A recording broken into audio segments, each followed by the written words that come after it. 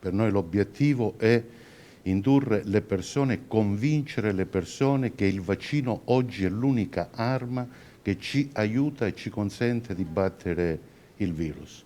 Ecco perché sosteniamo da un lato la necessità che Governo e Parlamento si assumano le proprie responsabilità e procedano urgentemente ad adottare una legge sull'obbligo vaccinale per tutti i cittadini. Non è il Green Pass il nemico è il virus. Il segretario generale della CISL in visita a Padova sottolinea che lo scopo è spingere più lavoratori possibile a vaccinarsi.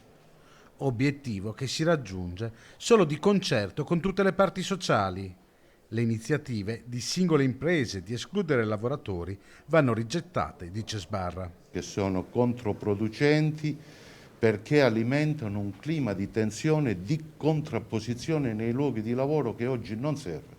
Ecco la ragione per la quale diciamo al Governo di assumersi subito la responsabilità di provvedere con una norma legislativa a fare chiarezza sull'utilizzo del Green Pass negli ambienti lavorativi. Resta ferma la posizione del sindacato sul tema tamponi. Gli investimenti e gli interventi sui temi della salute e della sicurezza nei luoghi di lavoro restano a carico delle aziende, delle imprese e non dei lavoratori.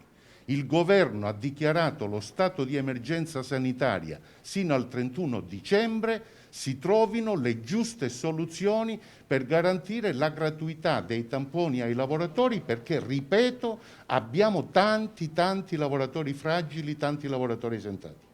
La CISL ha chiesto al governo Draghi un tavolo di confronto con i vari rappresentanti di categoria. In alcune aziende ci si è messi intorno al tavolo e si è trovata la soluzione per gestire la questione del Green Pass e delle mense.